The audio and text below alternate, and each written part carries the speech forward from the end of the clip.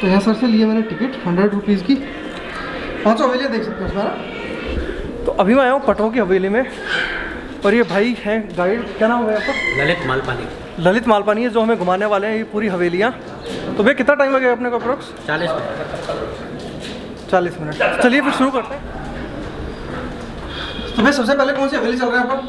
ये पटवा जी की हवेली है। पटवा जी मतलब थे क्या? मैं आपको सारा इसका हिस्ट्री बताएंगे। इसको जिस जगह है उसको कहते हैं पटवों की हवेली। पटवा ये कोई जाति नहीं होती है, यहाँ के राजाओं का दिया गया एक उपाधि होता है। राजाओं ने उपाधि इसके लिए दिया था, ये पटवाई का काम करते थे। मोतियों का, मिरल का, एम्ब्रॉयडरी का और टाई एंड डाई, जैसे माला पिरोने का काम, साड़ी के बॉर्डर पर जरी का काम, जो गूंथने और पिरोने का काम होता था, उस काम को क्या पटवाई का काम कहते थे, जिससे धीरे धीरे पटवा कहलाने लगे। हवेली का मतलब बड़ा घर और हवादार घर को कहते हैं हवेली। हवेलियाँ बनाई थी यहाँ के नगर सेठ से श्री गुमान चंद जी बाफना, वो श्वेतांबर जैन थे। उनके 5 बेटे हुए थे। 5 बेटों के रहने के लिए लाइन से 5 घर बनाए थे। बनना चालू हुआ 1800 विक्रम संवत में और कंप्लीट हुआ 1860 के अंदर। 60 साल में हवेलियाँ बनकर तैयार हुई थी। विक्रम संवत अभी 2077 समाप्ति की ओर है। हिंदू वर्ष के जो कैलेंडर से ये हवेलियों का निर्माण चालू हुआ था। ये जितना बड़ा बिल्डिंग ऊपर है, हर हवेली 2 मंजिल ज़मीन के अंदर बनाया गया है। बेसमेंट में 5 हवेलियों में किसी प्रकार का सीमेंट, चूना, पानी का इस्तेमाल नहीं किया गया है। पत्थर को पत्थर इंटरलॉक सिस्टम से बनाया गया है। बोलना चाहो तो यहाँ लोकल कारीगर हवेली को खोलकर वापस कहीं भी खड़ी कर सकता है। ये वापस जितना भी डिज़ाइन देख रहे हो, यहाँ के जैसलमेर में जो महिलाएं गहने पहनती है, उस गहनों के ऑर्नामेंट से डिज़ाइन बना हुआ है। जैसे नाक का, कान का, गले का, सारे कार्विंग उसी हिसाब से बनाई गई हैं यहाँ पर। ये धीरे ज्वारातों को डाल के इस पत्थर के शटर को कम्प्लीटली बंद करते थे कि दूसरा पत्थर लगाकर पेंटिंग का काम कर लेते थे। क्या रखते थे किसी को कुछ मालूम नहीं पड़ता था। वो एक छोटा सा मंदिर इनका दर्शाया गया पटवा फैमिली का, उनका नाम दिया है ट्रैवलिंग टेम्पल। ये जैन परिवार होते थे उस ज़माने में, दिन की शुरुआत अपने भगवान का पूजा पाठ अर्चना करने के बाद करते थे। इनका व्यापार था सिल्क रूट के अंदर। रास्ते में उनका मंदिर कहीं भी नहीं होता। तो अपना छोटा सा महावीर स्वामी जी का मंदिर ऊँट के पीछे जो गाड़ा होता था उसमें कैरी करके लेके जाते थे। इस चीज़ को नाम दिया ट्रैवलिंग टेम्पल। जो म्यूजियम में सामान देख रहे हो, ये कलेक्शन करके बताया गया है कि पटवा फैमिली की जीवन शैली कैसी हुआ करती थी। ये भारत की पहली आईपीसी बुक है पटवा फैमिली। इसके अंदर भी लॉ एंड ऑर्डर के अंदर भी विश्वास रखते थे और इसी हिसाब से सारा कारोबार और काम किया करते थे। 1860 के अंदर मध्य प्रदेश के छिंदवाड़ा में इसको वकील मथुरा प्रसाद जी ने लिखा हुआ है इसके अंदर। ये रजवाड़ी सिक्के, जिसको लोकल भाषा में अखे साई सिक्के कहते हैं, आना टका, 2 टका, जो रुपये का इतिहास कैसे बना हुआ है, 40 कौड़ी से 1 रुपया।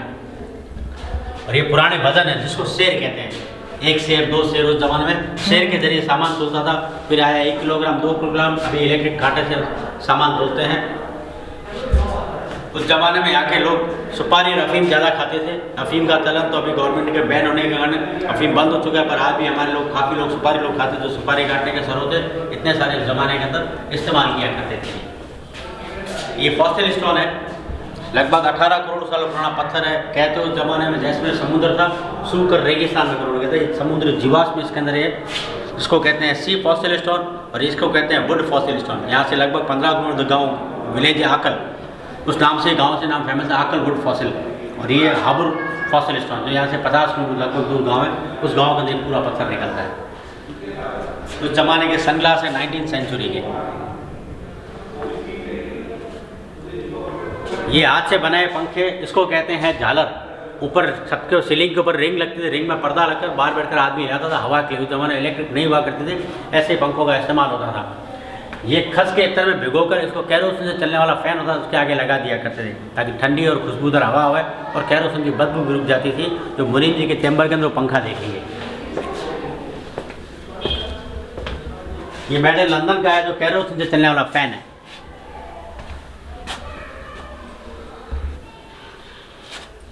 पुरानी खाता भी ऐसी हुआ करते जो अभी हाल में कलेक्शन करके बताई गई है। मारवाड़ी चोपड़े होते हैं, जो मारवाड़ी लिखा और सिर्फ मारवाड़ी जैन खाता है। मुनीम जी पर खाता भी का काम होता था। ये जैन लोग पार्श्वनाथ भगवान जी को मानते थे। इसमें पूरी सोने की कलम से काम किया गया है। ये चरखा उस जमाने में रुई की वैरायटी को चेक करने में इस्तेमाल करते थे पटवा सेठ जी। मारवाड़ी व्यापारी संदूक कभी भी खाली नहीं लिखा, वजन या सिक्का रखेगा, खुला हुआ ताला रखेगा। इसमें वजन और खुला हुआ ताला रखा हुआ है, इसलिए रखते थे। ये शगुन के लिए अच्छा रहता था, खाली कभी भी नहीं रखते, उसको अब शगुन मानते थे। मेहमान लोग उस जमाने जो भी आते थे वेलकम अफीम से हुआ करता था। सेठ लोग वहाँ बैठ जाते, तिजोरी रखी हुई है। और हिंदू शास्त्र के अंदर व्यापारी हमेशा लक्ष्मी माता जी की पूजा करता है। ये छत रिपेयर किया गया लकड़ी और पीतल का बनाया हुआ है। दरवाजे हैं उसी ज़माने के दरवाजे हैं। इसको ये उस ज़माने में रोड़े की लकड़ी से बनाए गए हैं।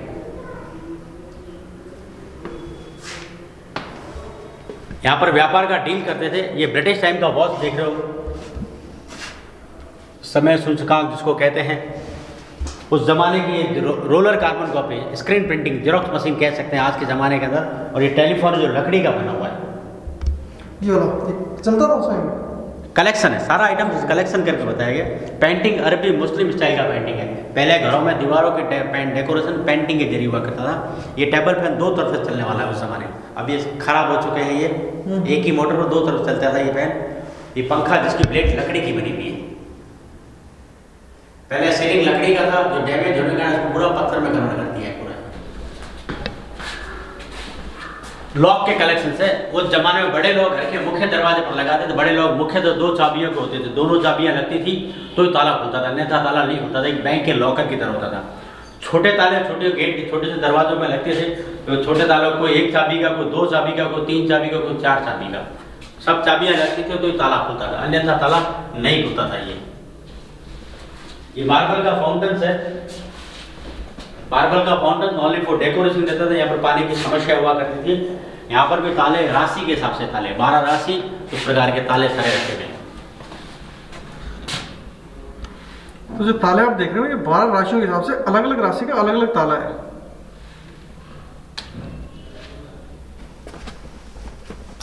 उनका शयन कक्ष है। सोने से पहले सेठ सेठानी अपने गहने रुपया तिजोरी में रख दिया करते थे। उस जमाने में फिर टाइम पास नहीं, चौपड़ खेलते थे हस्बैंड वाइफ, लूडो उस जमाने का। कभी कभी ऐसे भी रामकुंड के गाने भी वो सुना करते थे। उनके बच्चों के ट्राम्स उस जमाने के जो अभी हाल में कलेक्शन करके बताई गई है। लकड़ी के पलंग पर पूरा चांदी का परत चढ़ाया गया है। ये लेडीज ड्रेसिंग रूम है। सबसे पहले ये देखा 16 श्रृंगार जो महिलाएं पेंटिंग करती है, इस पर श्रृंगार करती है, इस पेंटिंग के जरिए पूरा बताया गया है। दीवार पर सब गोल्ड कलर्स का काम किया गया है, सब नया काम किया गया है। ओल्ड कपड़े जो भी कलेक्शन करके बताया गया, उस जमाने में कपड़े गोटा पत्ती और जरी के पहना करते थे। ग्रामीण क्षेत्र में आज भी काफ़ी लोग ऐसे पहनते हैं। ड्रेसिंग टेबल पर चूड़ा रखा हुआ है। पहले हाथीदार के चूड़े पहनते थे। सरकारी बैन होने के कारण इसको प्लास्टिक का दर्शाया गया था कि उस जमाने बताते हैं कि ऐसे चूड़े हुआ करते थे। घर में गहने रखने की बॉक्स, सफर का मेकअप बॉक्स, ज्वेलरी बॉक्स होता था। उसको लोकल भाषा हम ये बर्तन घड़े थे जिसको लोकल भाषा में हम चरू भी कहते। ये पीतल के बनाए हुए रहते। उस जमाने में इस बर्तनों के अंदर पानी स्टोरेज के लिए काम करते थे। बड़ा फंक्शन होता था जिसके अंदर खाना भी बना करते थे।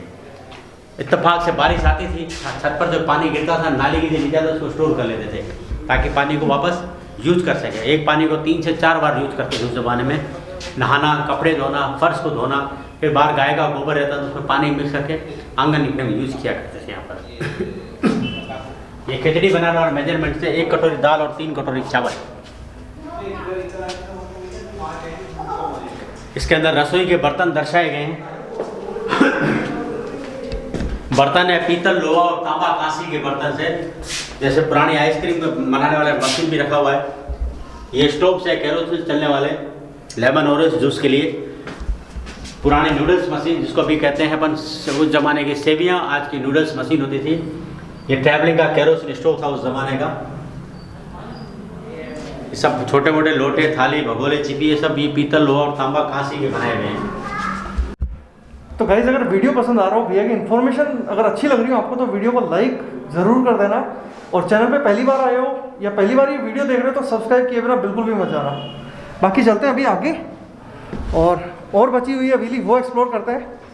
खाना खाया करते थे उस जमाने में। क्या घूंघट प्रथा रहा करती थी, महिला और पुरुष अलग अलग रूम में खाना खाते थे। और ये जैन परिवार सभी सूर्या से पहले खाना खाते थे और सभी नीचे बैठे बाजोट लगाए, उसके ऊपर कांसी की थाली में खाना खाते हैं, ब्राउन जिसको इंग्लिश में कहते हैं।